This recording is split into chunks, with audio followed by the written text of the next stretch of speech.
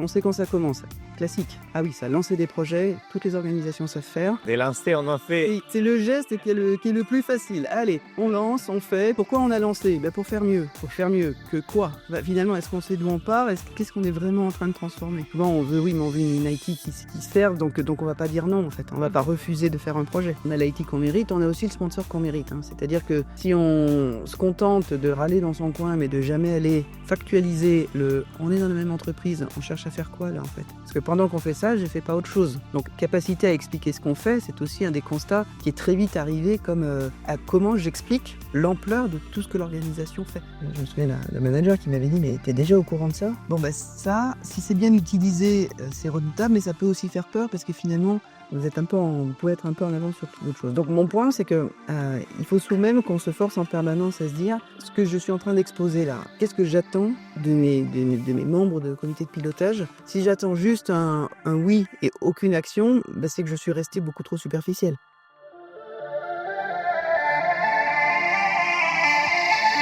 Bonjour à tous, je suis ravi que vous soyez là pour écouter la prochaine saison du podcast Révolution. Donc vous le savez, on adore geeker pour essayer de comprendre les problématiques sur l'organisation projet, produit, et ça depuis le début. On a découvert dans les 10 derniers mois des personnes qui nous ont fait réfléchir sur la logique trimestrielle et l'impact que cela avait dans la relation de l'IT avec le business. Ce qu'on appelle aujourd'hui le PI planning, le quarter plan. On a pu aujourd'hui choisir, sélectionner, trouver, merci à eux, plusieurs personnes qui sont venues faire des rex et des retours d'expérience sur cette logique trimestrielle.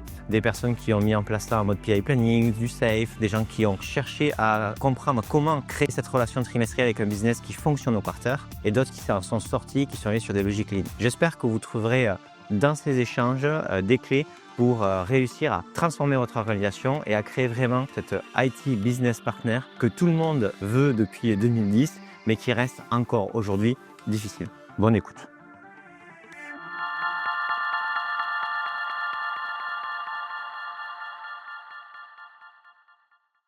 Bonjour à tous, je ne sais même pas où on regarde, mais bonjour à tous, voilà comme ça.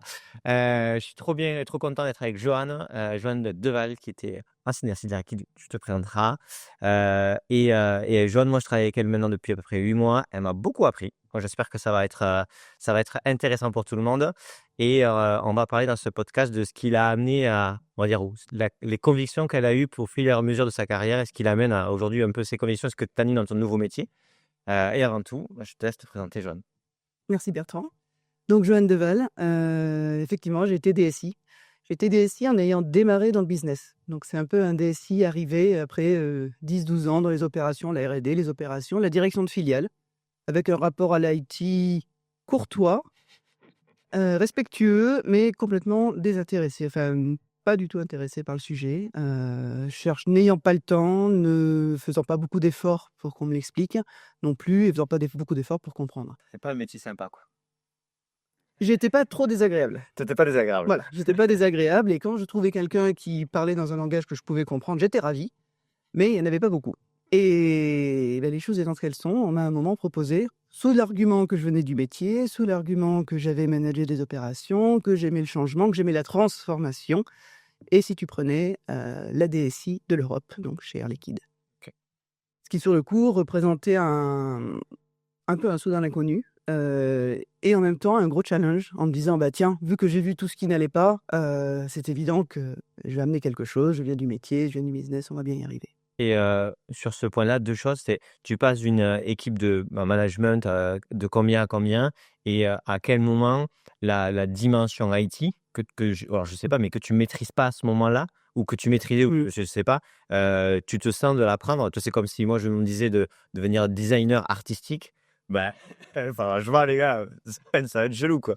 Alors je passe effectivement d'un management, j'ai 2 filiales d'une trentaine de personnes, donc 60 de personnes au total, et là on m'envoie prendre un ensemble qui au départ fait à peu près 200, mais comme il va y avoir une scission, je vais avoir derrière une équipe de 80-100 personnes à peu près, Okay. et de la sous-traitance. Donc c'est un saut managérial, mais c'est surtout, tu l'as bien évoqué, un saut quand même dans l'inconnu du contenu technique. C'est-à-dire que moi avec un ordinateur, je ne suis pas complètement demeuré avec un ordinateur, mais je ne suis pas quelqu'un qui était au club informatique, je ne viens pas du tout de ce monde-là, j'ai fait des études d'ingénieur généraliste, j'ai utilisé l'informatique, mais je n'ai aucune idée de ce qui se passe derrière. Et donc mes premières semaines vont être assez rigolotes sur la découverte dans le dur, du jargon, des verticales technologiques, et ça va pas me prendre plusieurs semaines, ça va me prendre Ouais. plusieurs mois que de rentrer quand même dans la technique et d'acquérir ma légitimité en apprenant avec les gens tout simplement et en lisant et T'as dû en rentrant dans le... il faut rester humble dans ce moment-là. Ah, c'est une grande leçon d'humilité. J'ai des anecdotes assez savoureuses sur ma capacité à essayer de téléphoner à une machine parce que j'ai cru que c'était une personne. Donc effectivement, l'expert en face a eu un grand moment je pense un grand moment de solitude. Et vous êtes ma boss du coup. Voilà, c'est ça. On n'est pas rendu là. Après, voilà, moi je suis venu amener oui, mais moi je viens du business et on était dans une situation, moi la première, je considérais que je voyais pas du tout l'IT comme un partenaire, mais pas du tout. Pas du tout. Et donc, du coup, tu es resté combien d'années dans cette. Donc j'ai fait 5 ans effectivement DSI Europe, Ok. puis je suis passé au niveau groupe, donc là avec une dimension politique plus grande, Ouais. plus proche des décisions stratégiques, à gérer une plus grande combinatoire, je dirais, de lignes métiers, de lignes géographiques, la dimension évidemment infra, IT industriel, le cyber, alors, une direction de sûreté numérique à côté qui donne le cap, les normes, qui contrôle, mais nous on opère, donc un positionnement à trouver, passer du hype digital à une vraie collaboration avec, à l'époque, un Chief Data Officer avec qui on arrive justement à raconter une histoire si on veut faire très simple, l'IT c'est les tuyaux, la data c'est le contenu, mais les deux ont besoin l'un de l'autre pour arriver à raconter une histoire pour le métier. C'est aussi la période du Covid qui est quand même pour tous les DSI un renvoi quelque part dans l'opérationnel, dans ce que ça a de plus noble, parce que c'est grâce à l'IT que beaucoup d'activités ont... Ouais. Donc on va beaucoup nous remercier d'ailleurs. Ok. Puis comme beaucoup de DSI, on va aussi avoir l'effet un petit peu gueule de bois après, parce qu'une fois qu'on nous a remerciés, on reprend les habitudes un peu du passé qui sont arrivées à exister comme autre chose qu'un centre de coût et qu'un centre de service. Ok. Et donc, du coup, toi, dans tes. Donc, t'apprends la tech Mm. et t'apprends aussi, j'imagine, l'organisation, comment ça fonctionne en interne. Et cette partie-là, comment ça fonctionne? Alors, j'arrive en fait quelque part dans une DSI qui a vécu sa révolution de mise en service partagé avec du utile, avec voilà, des process, avec un suivi d'avis client, avec un mécanisme d'assignation de tickets. Enfin, il y a toute un côté opérationnel, méthode, process qui est en place, mais comme tout process, s'il y a un décalage sur l'usage qui en est fait, sur le pourquoi on l'utilise, ou si les gens en ont même oublié le sens, on peut arriver à des contresens, c'est le cas de le dire. Donc, l'exemple dont je me souviens, c'est qu'on avait soi-disant une satisfaction client remarquable. Sauf que je venais du terrain et que je savais très bien que c'était pas celle-là, en fait, tout simplement parce que l'échantillon de mesure n'était pas du tout le bon. Donc, la capacité de faire pivoter, de redonner du sens derrière le process, c'est peut-être pas cet outil de mesure qu'il faut faire. 2, pourquoi on voulait mesurer la satisfaction?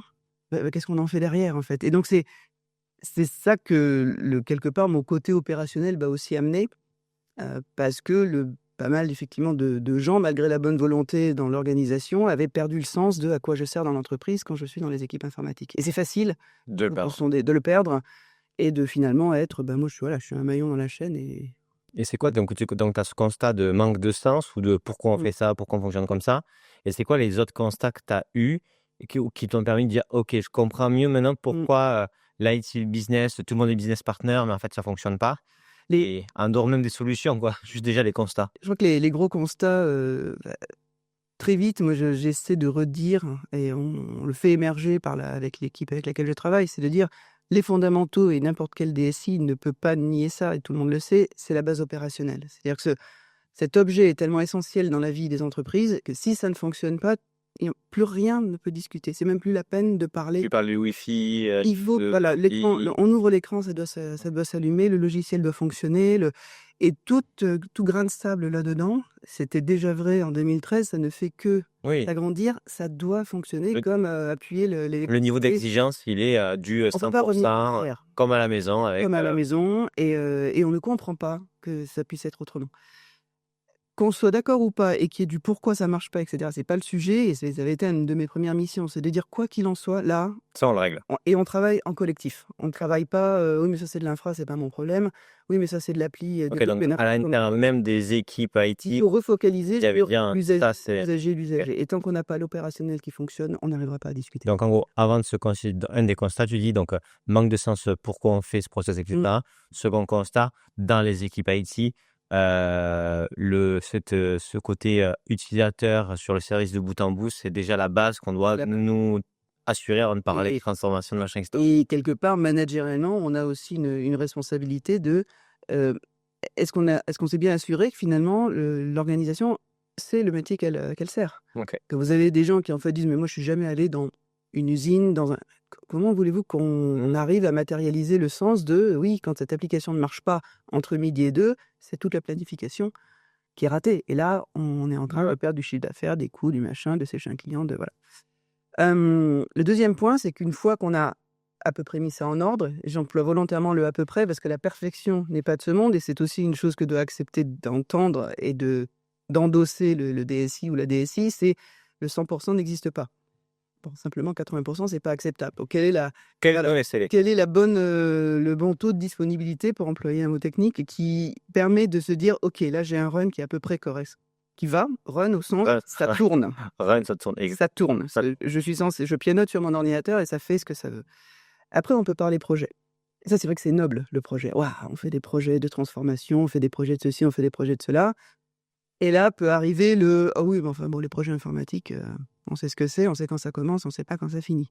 Alors déjà, il y a 2 gros problèmes, c'est que projet informatique, ça veut rien dire. Il y en a, mais c'est pas la Il y a majorité. des projets à très grande composante informatique, il y en a qui le sont encore plus que d'autres, mais tous ont une vocation métier. Même je sais pas moi, le changement des pare-feux et de toute la boîte, le changement de réseau, je dis n'importe quoi, a une vocation d'être plus résilient, de défendre la sécurité de la boîte. Donc il y a un sens métier. Il est tangible, il est intangible, il est tout ce qu'on veut, mais il a un sens métier. Celui-là, il faut le remettre tout le temps. Ça, c'est pas la moindre des difficultés, mais il faut le remettre tout le temps. La deuxième chose, c'est on sait quand ça commence. Classique. Ah oui, ça, lancer des projets, toutes les organisations savent faire. Ça, on en lance. Des lancers, on en fait. C'est le geste qui est le plus facile. Allez, on lance, on fait, puis on verra. Le kick-off, on les fait bien. Les kick-off, on en fait. Ouais, et même déjà là, on peut avoir des fois des supports de kick-off où tu sens que c'est mort. Pourquoi on a lancé? Pour faire mieux. Pour faire mieux que quoi? Finalement, est-ce qu'on sait d'où on part? Qu'est-ce qu'on est vraiment en train de transformer? Et ça, c'est la première chose, c'est qu'on veut souvent on veut une IT qui serve, donc on va pas dire non, en fait. On va pas refuser de faire un projet. Surtout quand il y a eu aussi toute une époque, le hype digital dans beaucoup d'entreprises traditionnelles, il fallait créer l'équipe digitale à côté parce que tu comprends l'IT, alors dans le meilleur des cas, elle est trop occupée avec des projets de fond, une manière de dire, on veut surtout pas leur parler quand même parce que c'est trop compliqué. Là, une partie plus négative pouvait être, on ne peut pas leur faire confiance. Moi, je l'ai entendu, on ne peut pas travailler avec vous, ça ne marchera pas, vous ne savez pas faire. Mais c'est aussi une posture dans laquelle les DSI sont mises. C'est ce qu'on m'explique aussi, parce que moi, j'en ai pas. C'est pas blanc ou noir. Voilà. Parce que oui, il y en a aussi qui se sont enfermés dans une posture jargonneuse, à pas vouloir. Non, moi, je suis juste là pour réparer les bugs et installer les logiciels. Ouais, il y avait aussi il y a aussi des dogmes, des idéologies. Pendant un moment donné, tu vois, il y avait plein de boîtes qui voulaient pas travailler les startups. Et ça, c'est parce qu'on faisait que du on-premise. Donc, tu as l'équipe data, digital ou ce que tu veux et qui va utiliser des outils. Alors, du coup, on met des bâtons dans les roues parce que la sécu, un homme, mais du coup, sur les pilotes, on les fait, on montre que ça marche. Il y a eu le no-code aussi qui a montré que on pouvait faire des choses peut-être qu'avec les niveaux d'exigence, ils n'étaient pas les bons. Tu vois, Et c'est vrai que je suis d'accord, il y a aussi des totems, enfin des choses qu'on ne veut pas abattre. Ouais. Je me souviens quand j'étais arrivé, il y avait ce mouvement qui m'avait impressionné, c'est que dès janvier, toute l'organisation se mettait en tension pour s'assurer qu'on finissait de définir ce qu'on allait rentrer dans la release de l'ERP 4 mois plus tard, mais entre les deux, il y aurait eu 50 allers-retours avec le prestataire externe, puis la grande période des NRT. Pendant longtemps, j'ai NRT, je comprends pas. Ils ne pouvaient pas demander tous les jargons tout le temps. Non-regression testing. Ok. Donc ces fameux tests de régression qui mettaient tout le monde en tension pendant 3 semaines, qui étaient absolument incontournables, pour finalement arriver à cet accouchement hyper difficile d'un truc qui faisait même pas quelquefois 70% du scope attendu. Donc le métier en furie, derrière de la stabilisation. Bref, quand on a gratté le pourquoi on se met tous en tension, pourquoi on est arrivé à oui, mais c'est ce fameux NRT. Et pourquoi 3 semaines? Parce qu'on a touché à ce truc-là. Et comment je dis n'importe quoi, mais sans fonctionnalité qu'il fallait développer, en fait, il y en avait une ou deux qui étaient effectivement tout à fait, qui exigeaient ce niveau de regression testing. Mais voilà.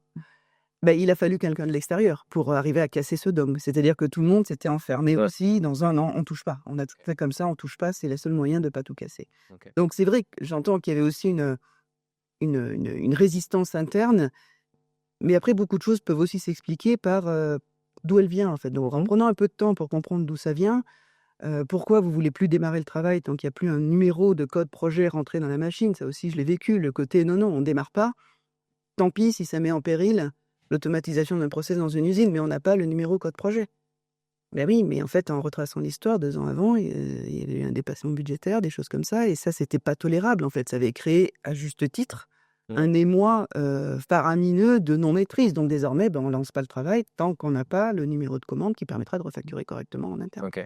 Donc, mon point, c'est que voilà, managériellement, on a une énorme responsabilité, à nouveau, de donner du sens, d'adapter les process à ce qu'ils doivent être, puis de constamment, alors évidemment, après de vérifier que les gens, que chacun est à sa place, qu'on a les bons talents et que celui qui veut pas faire, on gère la chose différemment. Mais il y a quand même beaucoup de questions de people process tool, Ouais. pour paraphraser certains, mais qui permet de remettre chacun dans, si je te demande de rentrer un numéro, c'est bien parce qu'il y a un objectif derrière. Et quand on a géré ces projets et qu'on a donc remis la méthodo là où elle doit l'être, donc est-ce qu'on s'est parlé avec le sponsor ou on a juste pris une idée qui passait dans le couloir, ou on a juste subi une injonction de installez-moi le CRM bidule parce que je le veux.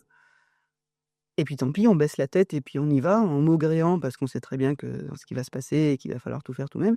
Ou alors on arrive à redresser le buste, redresser les épaules et oser agir comme un vrai partenaire métier, pour le coup un vrai, qui dit mais attends, pour faire quoi? Ok. Et du coup, tu sais, tu disais le second constat, donc c'est le métier qui dit on sait faire les projets informatiques et on sait quand on les commence et on sait pas quand ils les finissent. Du coup, par rapport à ce, tu as ce constat-là de défiance sur la capacité de la DSI à livrer ce qu'il faut. Est-ce que tu as une autre nature de constat, un autre constat que tu fais dans tes premiers, je sais pas si c'est 3 mois, 6 mois, les 300 jours, les 100 jours, mais où tu te dis, OK, un peu, il y a des, je dois adresser ces root causes, en fait, pour pouvoir changer une dynamique. En fait, on ne sait pas quand ça finit parce qu'effectivement, il y a eu toute une série de catastrophes projets qui ont marqué, en fait, qui ont été extrêmement douloureuses et où en fait, le jeu de c'est la faute à qui finit toujours par tomber sur quelque part, celui qui aura toujours tort, c'est celui qui est le moins avancé dans la chaîne de valeur du business. Donc, ça ne sera pas le business. Le business, il avance. Dans les faits, on a été en retard là-dessus, on n'a pas pu facturer le client. Je veux dire, on se retourne vers, on va se retourner vers l'IT qui va se retourner sur son prestat, qui va faillir une chaîne malheureusement assez classique de blaming game. Blaming game. Et ce qui se dérive dans les équipes IT des fois en pas moi, pas nous, qui est absolument très destructrice.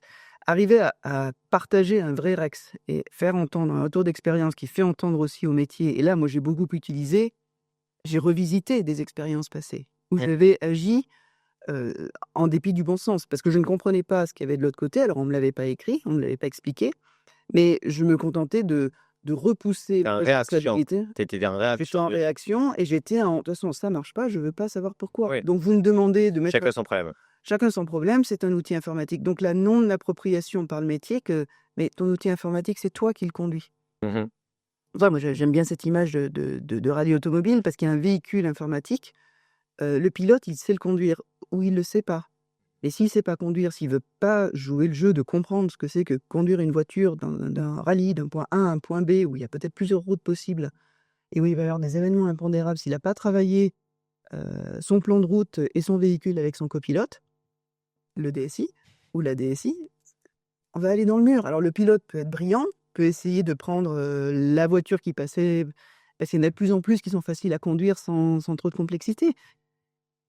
Mais on ne fera pas croire qu'il arrivera avec les mêmes coûts, avec la même qualité, avec la même appropriation que s'il avait travaillé en toute confiance avec son DSI. Mais on en revient aussi il faut que le DSI assume son rôle de copilote. Il ne peut pas non plus s'enfermer dans ah ben moi j'ai pas de ressources donc je peux pas faire. Oui, mais ça vient après. Est-ce que le why, est-ce que le pourquoi on a besoin d'aller automatiser ce process, pourquoi on rêve de ça serait génial si mes vendeurs automatiquement avaient une notification dès que le technicien de maintenance est passé chez leur client. Alors, on est en 2025, ça paraît évident, mais je me remets dans des situations où ce début d'intégration autour du client dans des logiciels, c'était les promesses tout à fait réalisables de CRM bien fait, à condition qu'on ait bien travaillé l'intégration de tous les différents éléments. Mais soit on a cette approche de voilà la user story, pour employer des termes de design, voilà ce qui doit se passer à la fin. Je rêve qu'il y ait une notif, que mes vendeurs sachent tout de suite ce qui s'est passé chez leurs clients avant. C'est très différent que de dire installe-moi le CRM comme dans la boîte machin, et c'est tout. Et je te dis rien d'autre. Parce que là, une organisation informatique, alors sauf si elle est très résiliente et qu'elle sait aller chercher l'information autour, va au mieux essayer de faire et essayer de deviner pas à pas, dans la souffrance, ce qu'on voudrait faire. Et non, c'est pas ci, c'est pas ça. Ou alors va bloquer complètement en disant non, c'est pas possible, en fait, c'est compliqué. C'est 2 outils différents, terminés. Ok.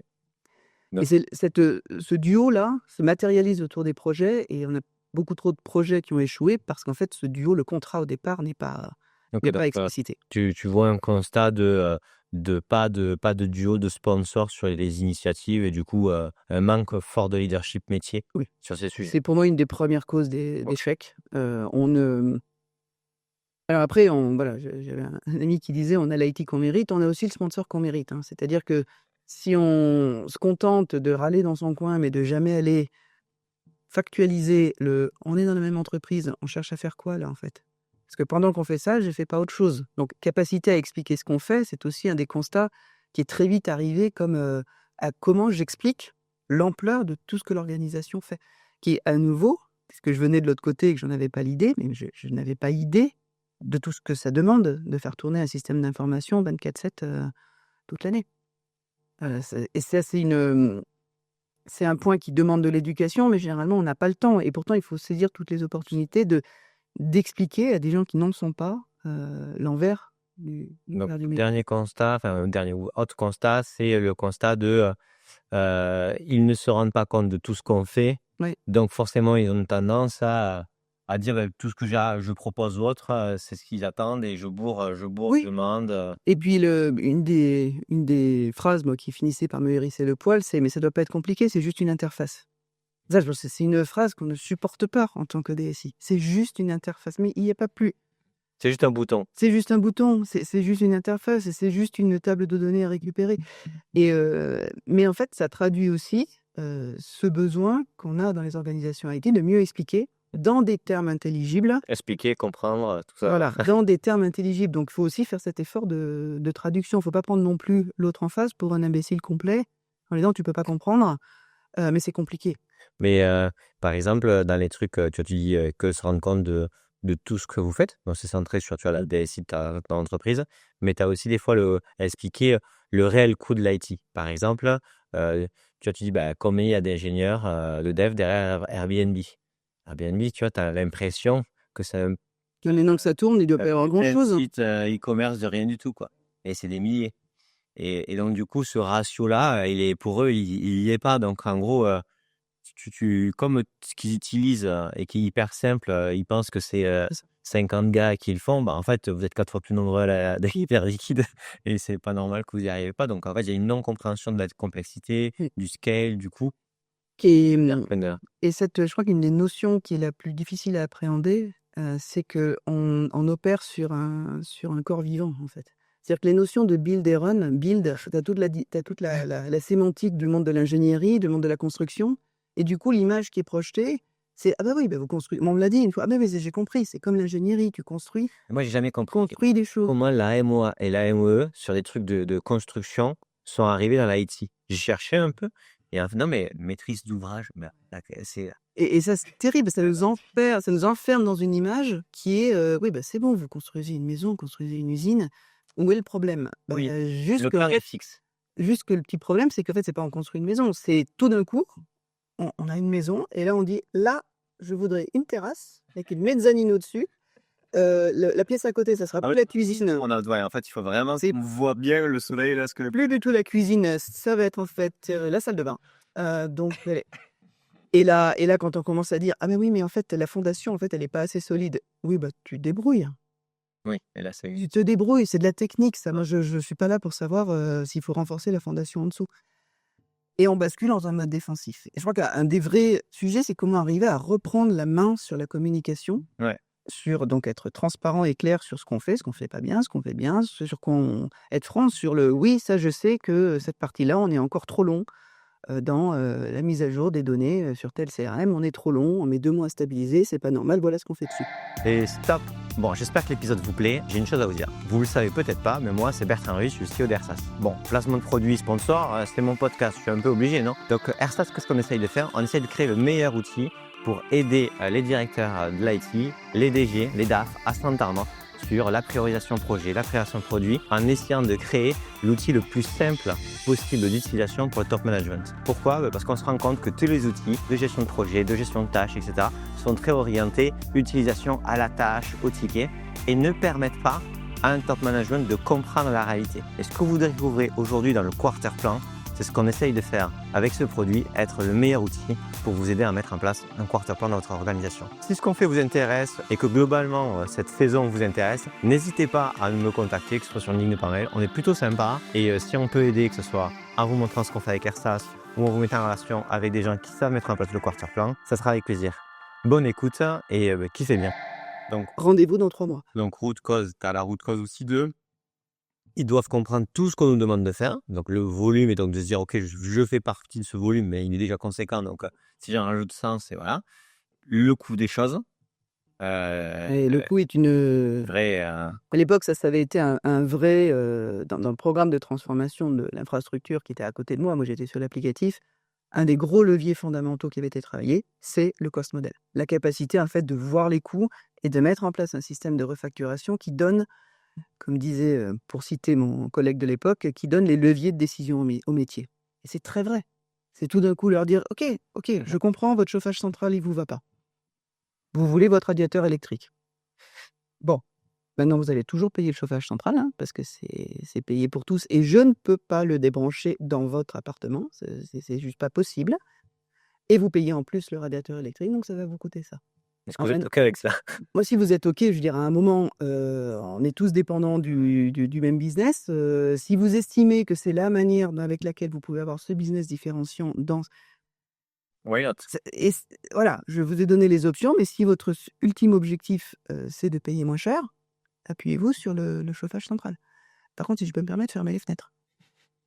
Et c'est là aussi où on retrouve cette responsabilité à reprendre de j'ai l'IT que je mérite. Est-ce que je m'occupe de savoir pourquoi j'ai 150 PC dans ma filiale alors que j'ai 98 employés? Il y a peut-être un problème. Ah oui, mais tu comprends, on garde des PC dans les placards au cas où. Oui, mais ça, c'était il y a X années. Non, ça a changé. Je vous signale qu'on a un catalogue qui dit que vous avez besoin d'un PC, vous l'avez en 2 jours. Ne Non. dites pas que vous employez les gens la veille pour le lendemain. Donc, avec un peu d'organisation, vous nous prévenez 15 jours avant, le PC, il est pris, il est configuré. Voilà. Et ces discussions, il faut arriver à les avoir à tous les niveaux de l'entreprise. Est-ce que tu as un autre constat que tu fais où tu te dis, ok, ça, c'est aussi encore un problème qu'il faut qu'on adresse? Je pense qu'il Voilà. faut c'est vrai qu'arriver à établir ce dialogue au plus haut niveau de l'entreprise, Ok. de gagner je dirais, ce temps de parole, ce siège à la table des grands, pour parler d'un élément qui n'est pas juste une commodité qui permet à la boîte de tourner. Ça, non, pour moi, la dimension, la place du numérique dans la chaîne de valeur qui peut être très variable, hein. Il y a pas de... Je suis pas en train de dire que L'IT, toujours. l'IT, le digital fait tout, machin. C'est pas ça. C'est juste, dans notre métier, est-ce qu'on est sur quelque chose qui nous aide à être plus compétitif? Est-ce qu'on est sur quelque chose qui nous aide à nous différencier? Est-ce qu'on est sur quelque chose qui adresse des nouveaux champs, des nouveaux marchés? Je sais pas. Mais quoi qu'il en soit, il faut avoir cette conversation. Et entendre que pour avoir cette conversation, il faut faire l'effort, même quand on est côté métier, de parler du tout venant. Voilà comment on fonctionne aujourd'hui. Ça marche bien, ça marche pas bien, le run. De cette zone au milieu grise des produits existants qu'on a besoin de faire évoluer, c'est-à-dire qu'on est content d'avoir cet ERP, mais c'est vrai qu'il faudrait en élargir le périmètre fonctionnel, etc. Donc on n'est pas... Certains vont demander du projet parce que c'est compliqué, certains moins. Et puis la partie vraiment transformative, qui là demande aussi du vrai change management, une vraie vision sur ce que ça va changer, dépasser complètement le projet outil en fait. Et quand tu... Et ça, les métiers, pour finir là-dessus, on a encore beaucoup besoin, je crois, d'aider les décideurs métiers, ceux qui n'ont pas vu ou qui n'ont pas voulu rentrer dans des projets informatiques, comme on les appelait, à monter en compétence là-dessus. Ok. s'ils reconnaissent qu'il y a un manque là-dessus. S'il reste qu'il y a un manque là-dessus. Et est-ce que donc là, tu parles des root causes, mais est-ce que quand tu regardes la manière de travailler de tes équipes à ce moment-là, là, dans les premiers mois, qu'est-ce que tu vois et qui te choque dans la façon de fonctionner, que ce soit entre eux ou eux avec les métiers? Alors entre eux, c'est effectivement tuer le panou-panou. Ok. Donc comment recréer des... et là, je me souviens avoir... voilà, on avait par exemple un problème d'une application industrielle extrêmement critique pour le terrain. Mais finalement, vu du terrain, ça ne marche pas. Catastrophique, tirage de sonnette d'alarme, enfin ça va pas du tout. Sauf qu'en fait, c'est à la fois un logiciel opéré par la branche industrielle de l'IT, dépendant pour l'infrastructure de la branche infrastructure, et avec une couche logicielle qui était chez nous, côté applicatif. Bref, 3 entités, 3 directions différentes. C'est pas nous, les 3 côtés. Bon, qu'est-ce qu'on a fait? En fait, Ouais. moi qui étais la plus frontale avec le client, ben, on s'était mis à 3 et on se faisait un point, tous les 3 chefs en fait. Ouais. À un certain moment, les 3 chefs, tous les lundis, pour vérifier où en était la stabilité de la chose. Une des règles claires sur, il y a un endroit, une alerte, elle est partagée immédiatement au même pool de personnes. Bref, on tue dans l'œuf parce qu'effectivement, à l'époque, notre système d'assignation de tickets était pas parfait. Mais ça, on n'a pas le droit d'envoyer ça au métier et dire: «Ah bah, désolé, c'est juste que le système» il aurait fallu, cher métier, il aurait fallu que vous le fassiez aussi un ticket là-dedans. Mais non, non, le OK. métier, donc voilà, il y a des Le pas tactiques OK. comme ça qui permettent d'aller travailler le process, même si on n'est pas outillé, en compensant avec un minimum de méthode. Et effectivement, après, on peut rentrer dans une phase d'industrialisation du process de gestion de l'incident sur ce point particulier, avec ce fil user qui tire le... Et ça, il faut oser aller le faire, je trouve. C'est-à-dire qu'il OK. faut oser prendre les problèmes les uns après les autres, pas tout prendre en même temps, mais en prendre. Et donc après, revenir voir le métier en disant, tu vois, depuis qu'on a mis ça en place, est-ce que tes usines t'ont appelé en disant qu'il y avait un problème? Non. OK. Et là, vous recréez le dialogue. Là, tout d'un coup, on dépasse ce premier étage du run qui Ouais. fait beaucoup de fumée et on commence à parler de: «Alors, qu'est-ce que tu en penses? Qu'est-ce qu'il faudrait faire dans ta ligne de métier?» Bon. L'étape d'après, qu'on n'a pas encore évoquée, c'est en admettant que vous arrivez à reconstruire cette relation avec chacun de vos donneurs d'ordre, comment vous faites quand vous en avez 15? Mmh. Donc, comment arriver à convaincre aussi l'échelon du dessus qu'il va falloir une structure de gouvernance du plan de charge au sens large? OK. Et ça, c'est pareil, il faut arriver à montrer ce qu'on fait déjà, pas forcément attendre qu'on nous le demande. Voilà tout ce qu'on fait, voilà pour qui on bosse, voilà les critères actuels qui font que je travaille plutôt pour ce pays-là et pas sur ce pays-là. Vous êtes d'accord avec moi pour me dire que c'est peut-être pas très objectif? C'est ce que c'est. Moi, je vous propose une autre manière de fonctionner. Donc là, Là, c'est passer à un autre niveau de pilotage tu de as dit la... le pas nous, pas nous. Oui. Donc ça, c'était le premier truc et le second truc, tu vois, ce que je dis là, c'est que, il n'y a pas, de, communication sur ce qui est fait proactive ou pas beaucoup, ce que tu disais de Mmh. pas attendre et le dernier point, tu dis, et que même quand il y a des relations, quand vous sélectionnez des projets ou quand vous faites des trucs, c'est pas lié à une, c'est pas très clair la manière dont c'est priorisé ou et expliquer pourquoi on fait les choses ou pourquoi on les fait pas et donc du coup, tu dis: «OK, ça, c'est un autre problème qu'on a Un autre problème. Mais ça veut dire que l'organisation IT a déjà réussi à mettre au carré, elle est capable de parler d'une seule voix. C'est pour ça que OK. on peut pas arriver non plus devant une instance de gouvernance en disant: «Mais alors en fait, j'ai pas bien saisi, je voudrais juste qu'on discute de ce qu'on fait pour vous». Non, il faut être, pour moi, un coup en avance sur la capacité de dire: «Voilà tout ce que je fais pour tous vos périmètres confondus. À vous de tous, vous représentez la zone dont je suis le ou la Non, ce que tu dis, c'est, quand tu veux commencer à dire: On a besoin de X gouvernance ou processus, de priorisation et cetera», il faut déjà que toi, tu puisses dire ce que tu fais pour les métiers, enfin, pour les directions et cetera, à un certain temps. OK et donc ça, tu en prends conscience, rapidement? Ça prend un peu de temps? Juste pour que se rendre compte de tu vois, du temps que ça prend pour dire: Ouais. «OK, c'est ça le problème». Ça, je revois une scène, c'est 6-9 mois où je revois devant une réunion de tous les managers donnés, enfin de tous de tous mes donneurs d'ordre en plus, ils sont 20 et je leur dis: Tu as «Voyez». 20 donneurs d'ordre? Ah ben, il y avait à cette époque-là, je sais plus combien, 13 ou 14 filiales et puis il y avait un programme transverse ici, les fonctions support, la face et je leur dis: «Voyez là, je suis, c'est même plus une salle d'urgence quoi. C'est le plan blanc quoi, on part au plus pressé». Alors effectivement qu'à la fin, on finit toujours par trier par le run, par l'opérationnel de l'application critique qui est en panne et cetera, mais c'est absolument pas satisfaisant. Je sais que vos opérations sont pas contentes. parce qu'il y a des choses qui reviennent et je sais aussi que du coup, elles sont en train de chercher ailleurs. Parce que la vraie conséquence, quand on est dans l'opérationnel, on n'a pas le temps d'attendre que le système se stabilise en centrale. Donc on va trouver une autre solution. les fixes. Donc on va aller chercher le radiateur électrique vite, parce qu'on n'est toujours pas venu réparer le chauffage central et qu'apparemment le thermostat, il paraît qu'on ne peut pas l'avoir. Bah si, mais il fallait le demander. Donc c'est vrai que la prise de conscience il faut arriver à savoir ce qu'on fait. Tant pis si c'est pas parfait, attention au perfectionnisme trop tôt, quoi. Vite, Bien ce sûr. sera toujours mieux que rien. Même si vous dites: «Écoutez, j'ai balayé, c'est 80 de tout ce qu'on fait, mais c'est déjà pas mal, regardez». Mais dans ton organisation, quand tu arrives, je suis certain qu'il y a des milliards de copies, des milliards de coproges qui doivent être là pour donner une visibilité de ce qui est fait. Parce que souvent, tu vois, on dit ah, on va faire un copil trimestriel avec le COMEX ou machin, on va faire des copies sur tel programme, on va faire Alors oui, etc. tous les projets avaient un copil. Voilà. Bah oui, je suis allé me mettre à certains d'entre eux et il y en a où j'ai dit: «On arrête, c'est pas du projet». Je me souviens d'un projet que j'ai arrêté qui était parti avant même qu'on lui ait donné l'ordre de partir et en fait, quand je discutais avec le terrain qui devait voir débarquer ce projet, il me disait: «Mais Joanne, tu peux arriver à leur dire qu'en fait, on veut déployer une solution avec des données qu'on n'a pas». C'est-à-dire que les données, on ne les a pas physiquement. On va nous demander de récupérer des données auprès d'un prestataire externe, on ne les a pas, on ne les aura pas, ce n'est pas compté dans notre pays.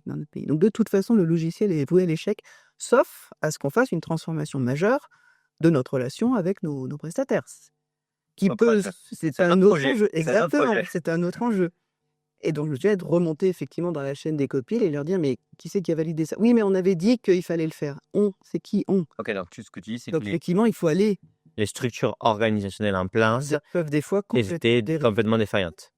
Donc c'est comme ça qu'on produit des minutes de copiles qui disent rien. Sujet 1, bah, le sujet reste encore, ouvert. Et la partie, heu, est-ce que c'était un copilote, mais Mmh. l'organe où, ton prédécesseur ou tes équipes avant que tu arrives ou pendant que tu arrives, faisaient un point tous les, X mois, de ce qu'ils avaient fait ou de ce qu'ils allaient faire avec eux. Il y en avait un qui faisait ça, cette revue trimestrielle? Non, Il y avait même pas de pas revue souvenir. trimestrielle? J'ai pas souvenir, non. Même pas de ouais, OK. Donc en fait, Donc ça avance, on sait que chaque les gens bossent, hein, il y a chaque pas projet, chaque, voilà. programme a ses propres trucs et le niveau de coproche et de copie, il est De complètement, Voilà et effectivement, je vais me battre derrière pour dire: «J'ai besoin, d'un comité». Alors je l'avais appelé steering committee aussi. Je voudrais un steering committee avec des patrons de pays représentant les autres, puisqu'on va pas être à 15, on peut pas un stirpo à 20, ça marche pas. Donc trouvez-vous une structure qui vous représente pour ah, que tu vous avais fait ça, il y a des gens qui ont dit: «Du coup, je me mets pas autour de la table, je délègue mon vote il à». fallait trouver le moyen de sinon on n'y arrivait pas. Parce qu'à nouveau, il faut aussi trouver la bonne granulométrie Ouais, où on peut dans vraiment dans arbitrer. Si c'est pour avoir un conseil syndical à 50 personnes, on n'y arrive pas. Mais c'est vrai que ouais, à l'époque, ça va aussi quelque part que j'avais un vrai soutien. Enfin, je peux comprendre aussi que ce soit difficile quand on n'a pas le soutien managérial là-dessus ou qu'on vous dit: «Mais c'est pas le sujet en fait, débrouille-toi». Mais là, je pense qu'il faut à un moment, taper du poing sur la table, montrer éventuellement les surcoûts que ça représente. Parce qu'à un ah moment, et alors ça, très compliqué. J'ai essayé d j'ai trouvé, j'ai pas trouvé dans tous les cas où je pose beaucoup la question de comment tu chiffres l'inefficacité de ton organisation? moi je le chiffrerais, à partir du moment où il y a un projet avec, des ressources externes, il y a un TJM, il y a un nombre de jours, toujours de délai, vous faites un Non, toi, tu le comptes sur déjà sur les jours hommes. Déjà sur, externe et délai. jour hommes externes. Une abac sur le coût interne OK. et ça on doit pouvoir avoir Non, bien sûr, tu peux avoir des TGM moyens. et Est-ce que calculer le coût des réunions à certains moments, c'est ces fameuses réunions à 15 avec, X, seniors à barrette, qui sont pas tout à fait au même TJM, ben voilà, et je pense qu'à un moment, il faut l'afficher, en fait. OK. Les licences, bah, écoutez, les licences, on les paye depuis le 1er janvier. Comme on a retardé le go live de 3 mois, bah, là, on les paye pour 3 mois pour rien. Et non, je ne peux pas aller exiger auprès de l'éditeur une ristourne, ça ne marche pas comme ça dans ce monde. Ouais. Donc c'est vrai que je pense qu'à un moment, il faut être, moi j'ai mis plus de temps à y arriver, mais il fallait y arriver à parler argent, entre coût de ne pas faire, coût de faire avec retard, valeur à aller chercher, être capable de challenger les métiers, même s'ils vous renvoient au début en disant: «C'est pas tes oignons». Bah si, en fait, c'est mes oignons parce que moi mon budget dépend. Je pense qu'il y a une notion qui pénalise beaucoup des fois les départements informatiques, et elle n'est pas facile à éviter, c'est que on va demander à un département informatique, par exemple, comme tous les autres départements, de faire des efficacités sur son mode de fonctionnement.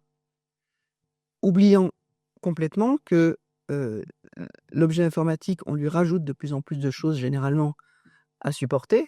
Ça, c'est des coûts, projets dépréciés, machin, des coûts de run, pour créer des efficacités ou des ventes supplémentaires en aval sur le terrain. Celles-là, elles ne sont pas défalquées. Tant quoi. Et ça, pourtant, il faut le mettre en avant. Moi, j'avais aussi beaucoup travaillé à arriver à présenter une copie qui est, voilà, mes 100 000 € de projet là-dessus. C'est ça c'est ça l'impact coût à partir de l'année prochaine en run. Dépréciation plus coût de fonctionnement. Voilà ce que ça crée dans les filiales comme efficacité ou comme vente supplémentaire. Chère filiale, contrôle de gestion, vous validez? Oui, c'est vrai. Merci. Donc on met en face et est-ce que ça couvre ou est-ce que ça Ça t'est couvre? arrivé sûr, parce que c'est quand même dur d'y Dur. arriver. C'est très, très dur. C'est autant sur certaines choses, Non, les on commissionnements, va pas se etc. mentir, mais c'est très, très dur. Moi, j'ai l'impression qu'il y a beaucoup de DSI sur ça qui se cachent en fait, le DSI dit toujours un truc qui m'énerve assez fortement, c'est les métiers sont pas matures. Tu vois, de certaines phrases qui te gonflent, les gars, les miennes, tu vois. Moi, celle-là elle me fait péter un câble parce qu'en fait, c'est le côté, c'est exactement le pas nous, en fait. Tu vois, d'un point de Oui, vue, c'est pas de ma faute en fait. c'est pas de ma faute. C'est lui qui On peut comprend pas pas. faire ça, C'est lui qui comprend pas. l'expression des besoins. Et en fait, c'est que, ok, autant ils sont pas, c'est pas noir ou blanc, mais autant tu n'arrives pas à créer une organisation qui arrive à les intéresser, etc. Et notamment, tu vois, sur cette partie gain, il y a beaucoup de DSI que j'entends qui se cachent derrière le fait, ouais, mais tant qu'il y a, les métiers sont nuls, ils mettent pas des gains. Et en fait, moi, je dis, mais en fait, il y a beaucoup de projets qui veulent faire où c'est pas des gains financiers directement. Et la manière ou les cadrages que vous leur proposez, etc., sont aussi pétés. Donc, du coup, ils remplissent de la merde parce que c'est nul là-dessus. Et les mecs disent, ça contribue à 6 objectifs, machin, etc. Donc, arriver à trouver les bons modèles où les gens vont faire l'exercice, c'est pas évident non plus. Et une manière de le faire, c'est en fait d'aller le faire avec son métier. Et c'est le métier qui le porte. Et là, ça change tout. Ouais, Donc, on en revient à cette image de le copilote, il va se mettre dans l'ombre. Et quand les projets informatiques sont présentés par, justement, on ne parle plus de projet informatique. Ça devient, on a réussi à faire ça. Et d'ailleurs, au passage, on remercie la DSI de nous avoir aidés là-dessus. Mais même si on la remercie pas, là-dessus, il faut dépasser le... Oui, ça, il faut arrêter de penser qu'on va se remercier. Parce qu'il y a aussi de ça. On a Oui, il y a besoin un petit sentiment de besoin d'exister. d'un petit. Et donc, du coup, tu mets en place ton steering committees. Ouais. Et donc, du coup, en gros, c'est un peu quoi donc, tu as dit, tu réduis le nombre. C'est quand même des boss. Oui. Qu'est-ce que vous faites dedans? Qu'est-ce que tu apportes comme data au début pour le nourrir et pouvoir échanger? Et oui, il faut arriver à, comme je disais, à la fois parler de la réalité, pas trop, et surtout pas avec le jargon de j'ai 2542 tickets, dont 95. Voilà, juste donner un baromètre de la situation de run. Elle est en fait factuellement plutôt bonne si on regarde les indicateurs globaux, mais en vrai, c'est vrai qu'on a eu un gros incident sur telle appli à tel endroit et on sait que ça vous a pénalisé. Voilà, une reconnaissance on a compris ce qui est important pour le métier et pas on se gargarise d'indicateurs qui ne parlent qu'à nous et qui sont des copier-coller de nos indicateurs de SLA avec des prestats externes. Okay. Non, il faut parler sur un langage, je pense à mon autre expérience de DSI où voilà, je parlais à la DAF de c'est bon, la clôture maintenant elle est stabilisée tous les mois, il n'y a plus d'incidents. Point. Ouais. Mais rien que ça, j'avais gagné sa confiance pour elle, c'était ah c'est bon, elle m'a dit qu'elle le faisait, elle l'a fait, tout le reste j'écoute. Et du coup, une fois qu'on a acquis ce niveau de confiance qui est de toute façon, elle me dira quand il y a quelque chose qui ne va pas, je ne vais pas découvrir l'incident par mes équipes, elle va me passer un coup de fil à moi direct. Je sais communiquer en cas de crise, c'est sous contrôle. Moi, ça avait été un des premiers retours qu'on me disait, c'est ah ben moi la crise, la communication était parfaite. Et c'est paradoxal parce que tout d'un coup, vous avez quand même quelque chose qui a rendu la vie infernale aux gens pendant 2 heures, 3 heures, une journée. Mais comme vous avez géré la com, et pas pour faire du blabla, hein, une vraie com sincère, un minimum authentique et qui parle de ce que c'est. Là, les gens d'un coup redeviennent avec vous dans la merde. Parce qu'ils savent que l'opérationnel, il passe son temps à être en crise. Donc tout d'un coup, là, on lui parle un vrai langage d'opérationnel et opérationnel. Et la pression descend. Et on n'est plus dans cette méfiance de qu'est-ce que encore le DSI va me raconter là comme excuse que je ne peux plus entendre. Donc il y a cette partie run. Okay. Et puis il y a la partie de on avait dit qu'on ferait ça, on en est, quoi, état des lieux des projets, avec un diagnostic sans concession sur dans votre filiale, là, on n'a pas réussi à avancer. Les ateliers ont été annulés, donc il y a une vraie co-responsabilité de vous étiez sponsor, moi j'étais faiseur, mais... Et ça à l'intérieur des projets, tu restes pas sur juste le projet. il faut avoir un langage à l'intérieur quand même qui permet il faut que l'information qu'on amène, ils aient une prise dessus. Donc effectivement, la granulométrie est pas toujours facile. Si vous avez un patron de plusieurs pays, il va pas connaître tous les projets. C'est là où il faut un peu de sens politique sur quels sont les projets majeurs du cluster. Normalement, si ça a été préparé avant, avec des échelons en dessous, on a travaillé voilà les 3 projets OK. que le patron de BU, pour qui c'est important parce que c'est lié à, je sais pas moi, tel, gros client et cetera et cetera. Donc on vient amener, les sujets qui sont sur son agenda, OK. pas les nôtres. Ouais. Jusqu'au moment où on arrive il faut maintenant que je vous dise un truc. Moi, j'ai un élément exogène qui ne vous concerne pas, mais qui est l'application de cette norme, l'obsolescence de ce bloc, fondamental dans mes serveurs et je ne vais pas y échapper. Donc dans mon budget de l'année prochaine, je suis désolé, mais j'ai déjà ça qui est pris. Mais ça, tu parles du budget l'année prochaine. Tu as dit que tu le faisais tous les trimestres, là?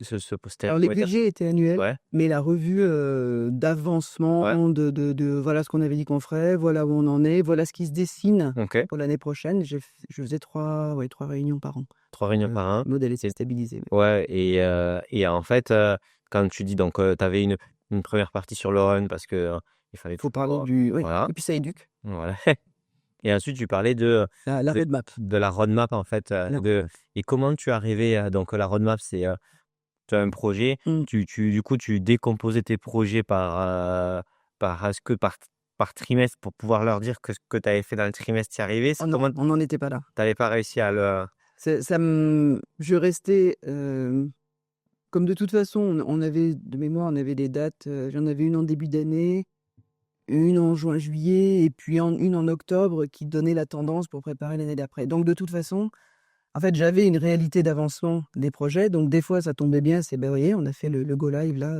il y a 2 semaines, pile dans les temps et puis il y a des fois, on est en train de terminer le dernier sprint. Donc tant pis si c'était pas très bijectif ouais, OK. entre le cadencement. C'était pas grave parce que ça permettait déjà de créer cette appartenance et ce sentiment qui, je crois, était partagé par les patrons de BU ou de cluster ou de lignes métiers qui était: «On sait ce qui se passe. Et C'est ça le nôtre, le sujet et on a pu agir. On a pu confirmer, on a pu lui dire: "Non, effectivement, ce projet-là, on va pas le lancer, en fait"». et ça Là, moi, ce que ça me fait penser, c'est que c'est les revues trimestrielles de projets. Moi, j'en ai vu beaucoup où, en gros, c'est tellement macro, comme tu dis, que tu n'arrives pas à avoir des trucs concrets sur oui, ben, on est en retard, on est bien. En fait, du coup, il y a eu des nouveaux projets qui rentrent, du coup, il faut prioriser, tu vois. Com- Et c'est là où, c'est là où il faut qu'à soi-même, en fait, en tant que DSI, on accepte de descendre aussi dans la soute, de Ouais. comprendre, un certain nombre d'éléments et donc d'avoir la confiance de son organisation pour qu'elle vous partage des choses vraiment tangibles et puis des objets, de taille suffisamment petite pour qu'on puisse en parler concrètement. Je donne un exemple, objectif, lancer le e-commerce. Ben, ça peut être simple, ça. Alors effectivement, ça va être, sanctionné par à un moment le e-commerce est en ligne avec tous les clients ou pas, mais en fait, il y a plein d'autres objets dont on aurait pu parler avant, Hmm.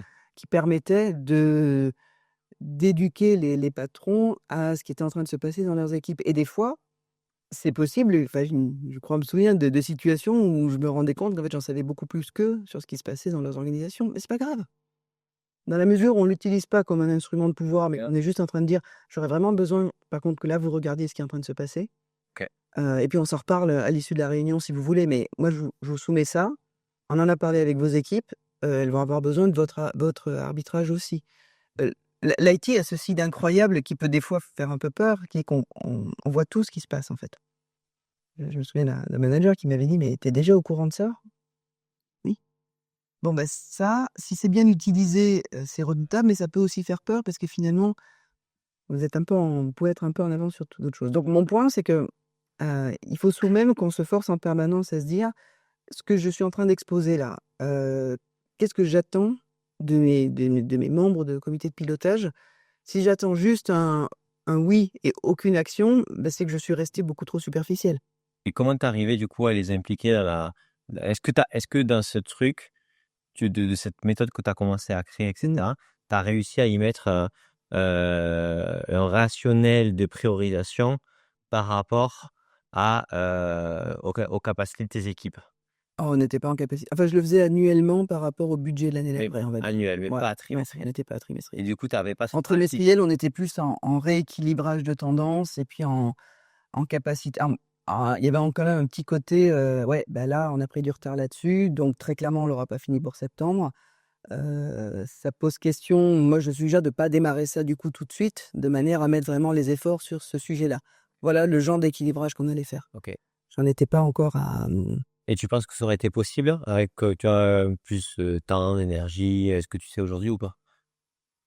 Je pense, mais j'étais pas non plus outillé et. Non, non, mais c'était c'est parce que là, tu es dans un processus aussi, toi, de découverte, comment, Oui, créer les choses, hein. C'est exactement. pas Il y avait aussi un apprentissage pour moi d'oser aller faire ça. de comment le faire, et cetera. Et puis c'était assez inédit, donc. Ouais, et tu parlais avec des collègues à toi de d'autres comptes qui mettaient en place, tu vois, d'autres collègues du CAC 40, qui avaient Oui. mis en place? Non? À l'époque, j'étais assez, gros défaut du DSI, peut-être en prise de fonction, Ouais, me, myself and I. ouais, Voilà, on n'a pas le temps et on ouais, prend pas le recul nécessaire pour, ouais, c'est pas évident de tout gérer voilà, non plus en même temps. voilà, c'est ça. J'avais plutôt une préoccupation de déjà, comment ces mouvements, comment l'organisation derrière, comprend, suit, voire anticipe, voire est force de proposition, comment il n'y a pas que moi qui m'agite et l'attitude derrière est la même. Ça, c'est un point aussi important. S'il y a que le DSI qui parle Ouais, et que les responsables de pôle applicatif ou les solution owners sont pas visibles, et ne véhiculent pas le même message, on peut pas, en fait. On n'y arrive pas tout seul. Il faut que ça se matérialise, en fait, cette posture c'est pas oui, et qu'elle se diffuse. et qu'elle se diffuse, voilà. C'est ça. Et donc du coup, à l'année par contre quand tu présentais les budgets, tu les présentais sur, par contre là tu le faisais sur quand même ta capacité à faire structurer. Là tu le faisais pas, trimestre, donc J'avais pas une, c'était pas des budgets, juste en mode, prestat externe ou licence, c'était, ce que mes équipes font. Donc tu arrivais à trouver, et là du coup tu avais des échanges à minimum annuel sur, OK, sur, là, je vais avoir besoin que vous me disiez, moi, je c'est quoi, peux quoi? par quel pays on commence, par exemple? Je peux pas lancer les 4 en parallèle, là, donc OK. et puis, les années où il y avait énormément de très, gros sujets, qui arrivent en même temps, concomitants, je dirais l'espace était plein, donc bah, comment nous, on essaie juste de garder la petite respiration pour gérer, les impondérables, mais non, on lancera pas de gros projets transformatifs, on en a déjà assez là. Mais ça, voilà, Ça ça s'entendait. Parce et qu'aussi on délivrait. C'est toujours le oui, si c'est un puissant fond, c'est pas pareil. voilà. Et du coup, est-ce que ça t'a permis de montrer que même annuellement, tu délivrais, et cetera, d'aller chercher des budgets, parce que souvent, Ah, je comme on pense, oui. ouais, parce que la capacité, en fait, tant que tu as pas mis de la capacité, interne, Oui, oui. ou externe sur la capacité de faire des choses, c'est compliqué d'aller chercher des watts, Oui, oui, parce chez que et je me souviens non plus aussi de pardon, de l'épisode, finalement, est-ce que l'IT classique est capable de faire, un développement de site de e-commerce, par exemple? Au début, c'était non. À la fin, c'était chez nous quand même. Parce que on avait été rassurés, en fait, cette image de, ça tombe dans un puits sans fond, ils savent pas faire et cetera. Enfin, tous les stéréotypes, alors qui avaient une origine, comme toujours, il y a rarement de fumée sans feu. Il y avait bien un ensemble de facteurs qui tendaient à cette conclusion, mais à nouveau, c'est pas binaire, le monde n'est pas noir ou blanc. OK, Donc derrière, la confiance avait permis des prises de position de certains patrons qui disaient: «Non, non, moi je veux bosser avec l'IT, OK. parce que je sais que ça va être fait. J'ai confiance, ils sont avec nous sur le terrain». Ça a été le meilleur compliment que j'ai jamais eu, au nom de l'organisation. C'est La on y est. la DSI, elle est c'est un business comme nous. Et du coup, souvent dans les budgets annuels, on va avoir les gros projets. Tu te gardais une poche quand tu pouvais sur les projets qui arrivaient en cours d'année. Comment tu gérais, parce que souvent le problématique des budgets annuels, la préparation annuelle, c'est qu'on l'a fait sur les projets majeurs, mais même s'ils peuvent représenter un pourcentage non négligeable du budget, la somme des petits projets, bah, des fois, ça peut aller taper, au final des gros budgets. Comment, compliqué? C'est ouais, très, très compliqué. OK. Très compliqué, il y a surtout quand on rentre dans ce mix où vous avez des gens qui sont dans le run, qui donc on va être en OPEX, mais qu'à certains moments on va solliciter sur des projets, donc on va utiliser en CAPEX. Donc ça peut être très intéressant, financièrement parlant à court terme, mais dans les faits, si vous enlevez de vos opérations des gens pour les mettre en mode projet, il y a bien soit ils servaient à rien, Parce que là, la part financière CAPEX-OPEX, elle était portée par la finance, mais elle Elle impactait. peut impacter derrière, finalement, le budget que vous avez. Quelque part, un, un exercice, enfin, mobiliser une partie de son organisation à faire du projet, qui fait le run en attendant. Si personne ne le fait, Oui, ça se casse la gueule. Ok, donc il faut ça faire se quelque casse chose. la gueule, mais du coup, en attendant, quand il y a des ressources en moins, donc vous dépensez moins, donc ça peut être vertueux. Ok, Et ça oblige effectivement à une certaine. Il faut constamment aussi être mais c'est lucide sur combien je dépense sur mon run. C'est pour ça qu'on en revient à cette notion de on met toujours en avant la capacité à faire du projet en temps et en heure, mais quelque part, la capacité de faire un run clean. clean, au bon, sans faire de la surqualité, mais en étant au niveau attendu de fiabilité, est important. Ok. Et, donc, du coup, quand tu as commencé à pouvoir vraiment faire ce que tu dis ce que tu fais, quand tu fais pas, etc., tu, tu vois une croissance de ta capacité à faire, mais aussi ta capacité à chercher les budgets, à aller chercher. Oui, et se mettre à parler d'innovation. C'était ma Oui. dernière Et étape du coup, de à ma faire des trucs pyramide. un Ouais. peu plus funky, quoi. Parce que ça, c'est aussi, d'un point de vue leadership sur l'organisation, heu, vous faites l'upgrade de SAP, Ouais, mais les créer trucs les bases, sympas, voilà, sur, ouais. chasser, les serveurs obsolètes et bon, qui c'est qui s'occupe aussi des proof of concept sur, les premières Google Glass à l'époque et des choses comme ça. Là, il faut donner aussi des choses qui fassent un peu envie et qui montrent que Même aux équipes, quoi. mais c'est surtout ça, qui montre qu'on est capable de tout faire et qu'en fait, c'est aussi parce qu'on a un fonds qui est très solide et qui est stable qu'on peut se permettre d'aller jouer. Alors à l'époque, c'était ça, maintenant en plus avec l'IA et autres, c'est essentiel. Il faut ce continuum. Et est-ce que tu crois que la logique financière, CAPEX, OPEX, très DAF, qui était quand même pendant longtemps le boss des DSI, est encore très présente et donc du coup pervertit énormément la manière dont on fait des budgets par rapport à la réalité opérationnelle? Ce qui est sûr, c'est que ça envoie un message quand même très fort qui est: «C'est un coût, hein». Ouais. Point. Donc je trouve ça jamais très favorable d'avoir effectivement un DSI qui est rattaché à la branche finance parce que c'est voilà, c'est la fonction support qui est un Et coût. alors Andorre, même Point. il est pas rattaché, tu vois, les DSI continuent à parler Oui, CAPEX, oui. OPEX de tout. Mais tant qu'on n'a pas, regagné la confiance qu'on sait où l'argent part dans l'IT, C'est comme ça qu'on travaille les choses. on ira toujours revérifier mais quand même ça coûte cher, c'est bizarre. Donc il faut une capacité minimum d'exposer son budget. Mais l'étape d'après qui est tout aussi fondamentale, c'est de quelle manière ce budget est refacturé. C'est juste ça tombe dans un pot commun, c'est dans les overheads et on voit rien? Ou est-ce qu'on arrive à facturer un minimum à l'usage? Et là, on peut aller, vers une grande vertu qui est: «Je t'explique ta facture, chère filiale. Je te l'avais déjà dit, tu payes le chauffage central et tu as tout le monde qui a installé un radiateur électrique. Donc oui, ta facture tu auras un moyen très simple d'enlever, X mille euros par mois si tu me démontes tout ça». Ok. Et ça, si on n'a pas le modèle de facturation qui va et c'est un gros travail et il faut que la finance de l'entreprise accepte de jouer ce rôle-là. Si on n'a pas ça, ça peut être très difficile de convaincre, de parler valeurs, de parler, tu me demandes des licences, mais ça ce sont pas des licences à 30 € par mois là, c'est un logiciel hyper, sophistiqué, on est en train de parler de milliers d'euros. Ouais.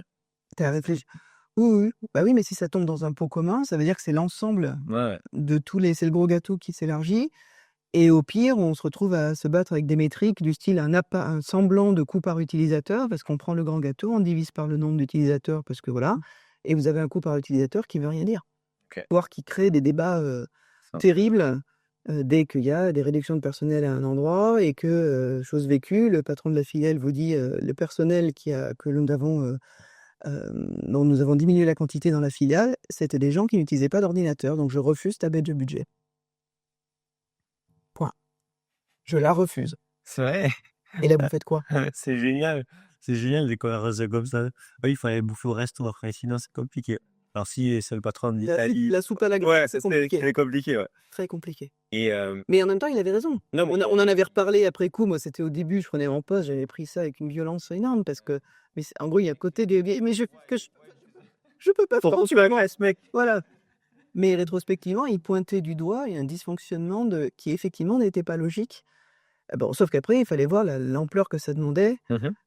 C'est tout le problème des services partagés, dans une entreprise, hein. C'est très, très bien, tant qu'on a confiance que le mécanisme de service partagé est juste. Ouais.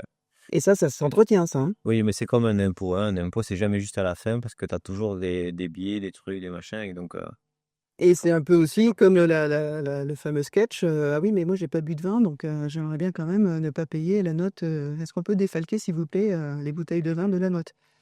Ouais, mais dans ces cas-là, fallait peut-être pas venir avec nous en fait, parce que tu savais que voilà, tu savais prochaine fois, tu éviteras pas. et c'est vrai que c'est à un moment, le problème des règles, c'est qu'elles peuvent toujours être contournées. Donc soit à un moment, on considère qu'elles sont suffisamment justes et tout le monde on va à droite et on y va et on arrête de repasser des heures carrées à discuter de la règle. Et donc du coup, donc, toi, tu avais une des routes causes, c'était donc les questions il y avait trop comité de pilotage, de trucs, de machin, mais qui étaient vides de sens, donc on les Il y a un vrai enjeu de gouvernance pure sur certains voilà projets. et on remplace ça par un steering committees, quarter où déjà on a une discussion de haut niveau pour, parler de ce qu'on a fait, ce qu'on Alors peut on faire. remplace ou simplement on est pur, c'est-à-dire qu'on enlève les projets qui n'en sont pas et on remet des comités projets dignes de ce nom avec, des gens qui ont des raisons d'être autour de la table, qui préparent les réunions, des documents qui sont, voilà, moi je me souviens de projets dans lesquels je m'étais invité pour revisiter le c'est quoi cette présentation de projet avec un budget faux et un truc pas clair. Enfin, ça sert à quoi? Ouais, Si c'est étaler des infos quand on ne demande même pas de prendre une décision, bah, c'était pas la peine de se voir en fait. Il suffisait d'envoyer un bulletin d'information et on évite de faire perdre 1 heure et demie à tout le monde. Donc c'est vrai qu'il y a une discipline à regagner dans qu'est-ce qu'on fait là? On fait une réunion d'information, on fait un comité de pilotage, on fait du brainstorming parce qu'on est face à un nœud qu'on a peut-être identifié dans le comité de pilotage d'ailleurs. Donc au lieu d'utiliser le comité de pilotage comme chambre de réflexion, c'est pas forcément les bonnes personnes. Là aussi, c'est un OK, les sponsors et les faits autour du berceau ont identifié un problème, mais en fait, pour le résoudre, il faut peut-être mieux faire une réunion à côté avec les experts du sujet, qui reviendra soumettre au comité de pilotage son scénario.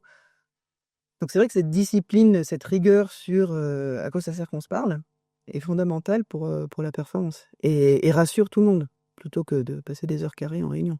et est-ce que tu penses que ton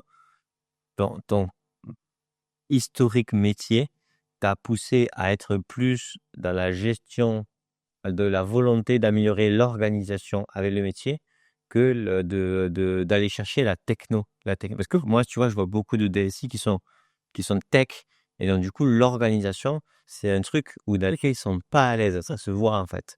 Et par contre, l'appétence techno, etc., tu vois, j'ai l'impression que c'est plus des CTO, ils aimeraient des CPO que des DSI en fait. Pour moi, le DSI, c'est le directeur plus de Ah oui. l'organisation et dans ses équipes, il a des expertises IT, mais j'ai pas l'impression que ça soit ça. C'est J'ai l'impression que tu c'est as pris possible. plus un truc Alors moi, organisationnel clairement, oui, oui, moi je viens de là et je pense qu'on me met à cette place-là parce pour que je ça. viens d'une carrière opérationnelle, d'une capacité à mener du changement, avoir déjà eu une fois, une problématique aussi d'organisation de où on est donc oui, je viens avec ça et j'ai ce prisme avec aussi le sentiment d'urgence de l'opération. OK. Et donc du coup, si on tire un peu le fil, si on voulait, vraiment scale ou passer à l'échelle les DSI qui, challenge les organisations, en fait, il faudrait qu'on aille chercher des DSI dans les métiers avec, bien entouré de tech, pour pas faire n'importe quoi. Parce que tu vois, la question de la responsabilité, tu vois, c'est exemple, est-ce que le directeur commercial est le meilleur sales? Tu vois, le meilleur commercial? Non, tu vois, ça devient directeur des équipes sales. Donc il a une compétence organisationnelle qui génère Sauf si le métier dans lequel il est suppose quand même un pilotage de grands comptes où c'est lui ou oui. elle qui le voilà, Et non, mais du coup, c'est intéressant. Donc ouais, du coup, mais est-ce que tu es sales ou est-ce que tu es directeur de réorganisation? ouais. Ça veut pas dire que tu quittes ton métier, mais j'ai l'impression que du coup, il faut acter, Ah ben, on peut retrouver oui, la thématique de, est-ce qu'on est d'abord la fonction managériale ou on est d'abord la fonction qu'on habite? Ça, ça. c'est clair. Ce qui est sûr, c'est que pour moi, le DSI ou la DSI a une dimension managériale énorme. Après, je ne connais pas, et j'en ai pas discuté récemment, enfin, je sais qu'il y a des organisations où vous avez un DSI qui est un adjoint ou qui est un CEO, Ouais, permettant en fait un peu de dissocier le positionnement de leader ouais. ouvert peut-être plus sur ses pairs et le dessus de l'organisation et le monde extérieur et un opérationnel en charge de faire tourner l'usine. Je sais qu'il y a des organisations qui fonctionnent comme ça aussi. Hem, c'est compliqué parce que la beauté du job, c'est aussi d'avoir toutes les facettes, je Ouais. trouve. Déléguer Mais l'organisation. c'est vrai que c'est compliqué et pour moi, si on se coupe de l'organisation, Tu perds on va pied, quoi. perdre à un moment, on va se retrouver à parler en l'air. Oui, c'est une On n'est plus authentique, on n'est plus légitime. tu fais de l'esbrouf. Mais c'est vrai que c'est une gestion du temps au cordeau que d'arriver à rester ouvert à l'extérieur, en intérieur, la tête dans les nuages, les pieds dans l'opérationnel, la capacité de s'arrêter, avec, tout un chacun qui est capable de venir dire: «Chef, je sais pas si on vous l'a dit, mais il y a ça qui va pas». Parce que c'est pas remonté dans la chaîne, c'est pas que les gens veulent mal faire, Oui, mais mais que ça dès qu'il y a des c'est une échelons personne aussi, quoi. dès qu'il y a les échelons, OK. on peut avoir des étages qui bloquent. Et aujourd'hui, avec le recul, heu, est-ce que tu penses que, heu,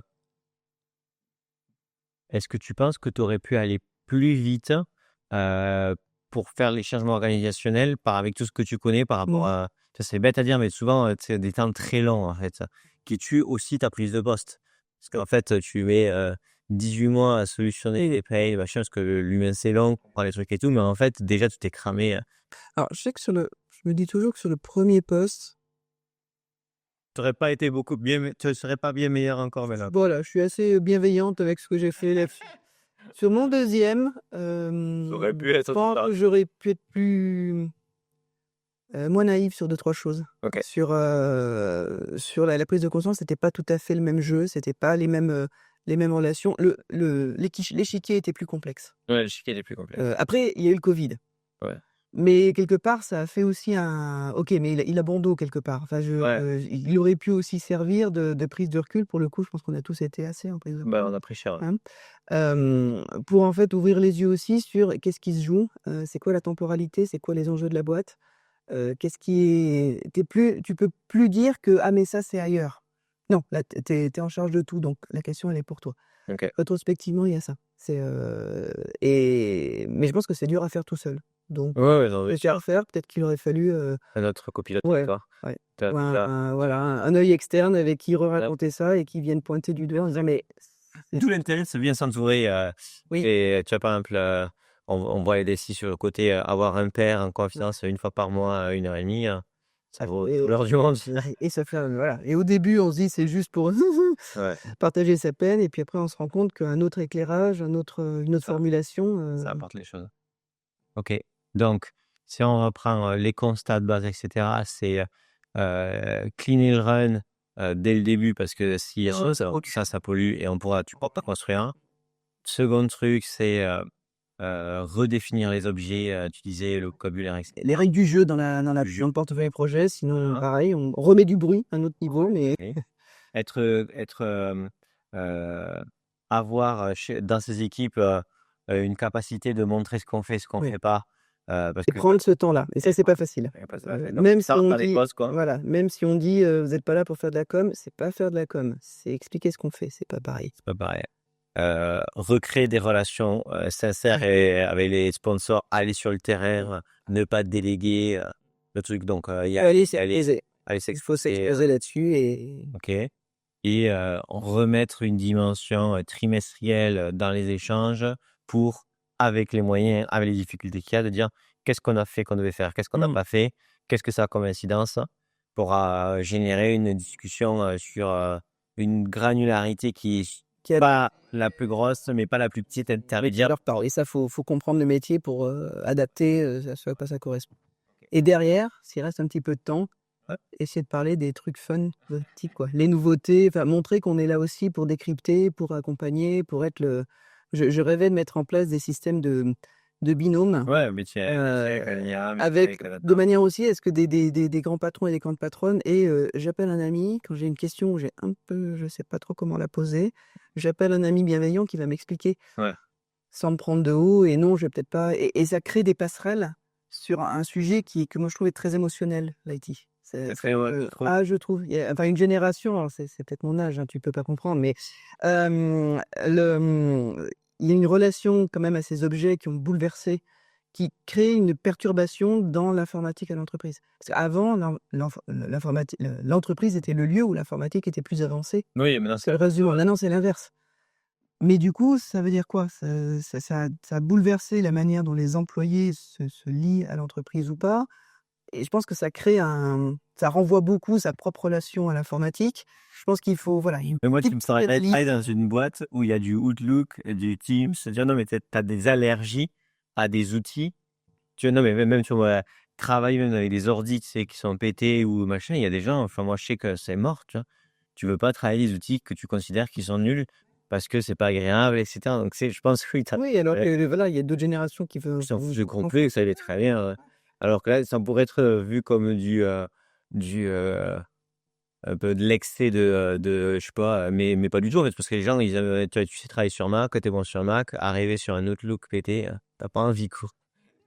C'était pas de la pub mauvaise pub pour Microsoft, chacun ses goûts, mais c'est vrai que ça peut être cata. Mmh.